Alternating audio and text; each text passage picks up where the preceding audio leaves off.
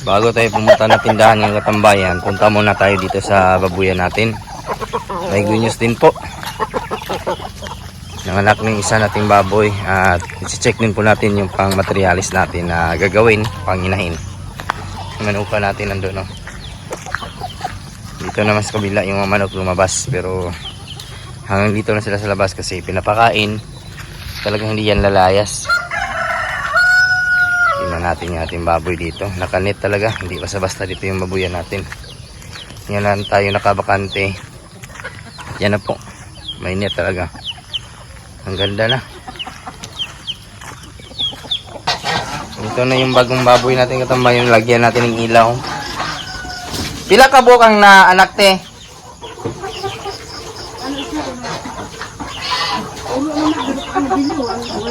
Napatayan ng dalawa tino? Napatayan ng dalawa Katambayan. Yan na yung puting baboy.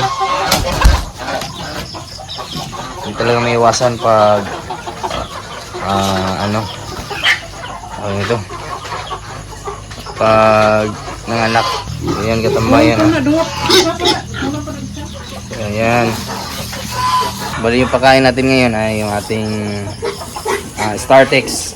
Nasa 2 buwan na kasi yung ating alaga. By stage po tayo. Yung una is pre-Startex. Startex na yung ipapakain natin. Ayan. Gustong kainin niya nating mga baboy kasi mabango at marami ang gatas. Kakainin niya ng ating mga alaga at ang bilis pang lumaki. So yan yung kagandahan po sa Pinmiko na gamit natin, yung Startex. Yung sa ating inahin naman, pinapakain natin dyan Lactatex kasi kakaanak pa lang, kailangan niya ng gatas, magandang gatas, kaya pakain natin is Lactatex. Ganon ang pag-alaga ng baboy.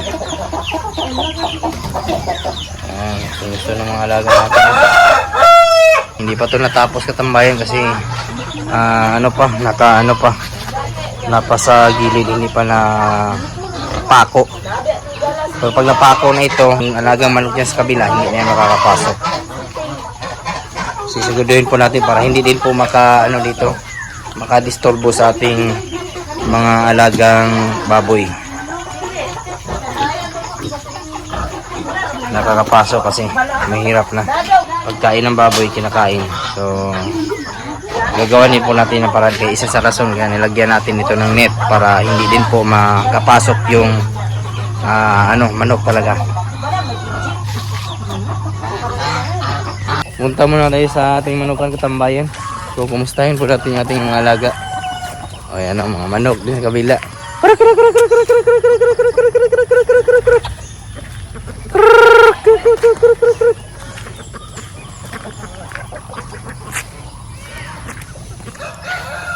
Ito na nga yung manukan natin Katambayan, no?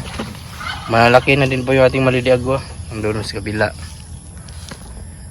So magilid na din yung ating ibang pader. Pag wala tayong time talaga mahirap. So ano din po yan ating tao. Yung mga manok natin. Nana pa yung bago pa sa dun? Papa. Nana po? Agahapon o karon? Ngayon namatay? May ilaga? Dako? Mausiw na tigkaon sa sisiw. Kahit sa bukid Katambayan may ilaga.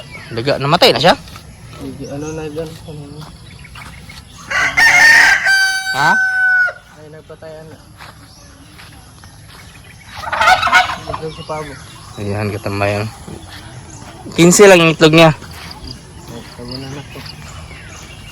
Ito na yung ating yung ating sisiw dito, nilagyan talaga ng dito net para hindi makapasok ng daga, patay. Tulor sila, no? Siyamon doon, no? Update sa ating manukan. Yung iba malalaki, dagko naman din na dyan, no? Ang burot mo na yung mga mata na dyan, no? May mga piso pa dali no. Ang bili ng itlog dali. Ngayon ng itlog. Ilan na ni dali dyan? Pat na na. Ano mo na? Ako nom? Namat yan no? Tama-tama kami ang gawa ay. Yung ibang manok, nagkasakit din yung ibang manok natin. Araw-araw pa naman kasing umulan dito. Painom tayo ng antibacterial. No? Wala na ang gabi. Ay, 1 kilo na yung uman nyo, no? Ah. Hindi na ibenta ito mga katambay, yung mga 1 kilo. Ay, bartulay na sa laro niya. Gaano ang mata ba? Yung burot, no? Ah, kuray sa ata ito katambay yan. Kuraysa na. Ano mata? May vaccine. Wala kasing hindi na vaccine ba? Yan. Kudag ko lang mga bayi ba? Kusog yan, pasinong kaon. Ayan.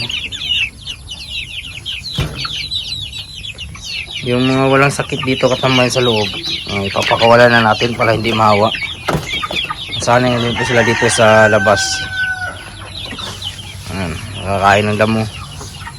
Importante din naman kasi sa ating manukan nito ay may pabahay. Dito sila matutulog. Ano yung mga sakit? Guna, mga guna dyan, no?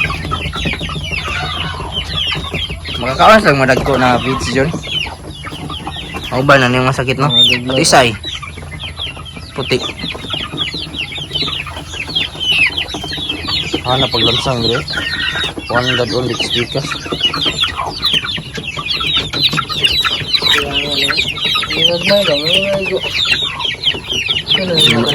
Ano ka to eh? Ang basa. Kani.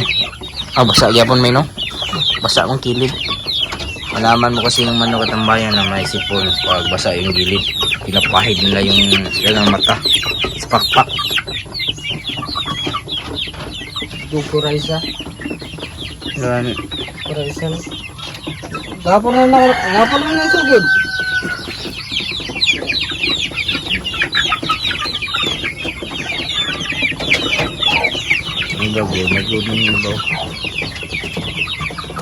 Sa pag-aalaga ng itik, pinakamalaga din po talaga ang pagbabaksin, lalo na bullying po yung ipoproduce nyo po na karne. Kaya po na nangyari sa atin, hindi po natin nabaksin, maaari po mapiktuhan yung ating kita. Kaya napag-importante din po, pag tayo po nag-alaga ng native at breeding native chicken, ay dapat kumpleto din po talaga sa vaccine. O kahit isang vaccine lang na Lasota plus IB every 3 months. O sa sisiyo, sa simula ng pag-vaccine ay nasa 14 days. And then every 3 months. Pero karaniwan naman po pag karne yung ating ipoproduce, nasa 2 months to 3 months lang yung tagal po ng isang native o upgraded bago natin naibenta. So yan po yung isa sa mabahagi ko po sa pag-aalaga po ng native para maging maganda din po yung ating kita. I-vaccine din po talaga natin. So yan yung problema na isa po sa nakikita po natin sa pag-aalaga ng native. Yan na po ngayong araw mga katambayan at maraming salamat po sa mga bago po natin subscribers and viewers. Welcome po sa aking channel. At kung kayo na po ay napadaan ngayon, sana po ay consider po na i-follow, i-like, subscribe. Napakalaking tulong po yan. Kung may mga katanungan naman po kayo, ilagay lang po sa comment section at atin sasagutin. At huwag kalimutan i-click yung notification bell para sa mga susunod na videos. Sa mga nanonood po dyan ngayon, shoutout po sa inyong lahat. Sa mga hindi ko naman po na shoutout, isa-shoutout ko lang kayo sa susunod. Maraming salamat, God bless at ingat po kayo palagi. Bye bye!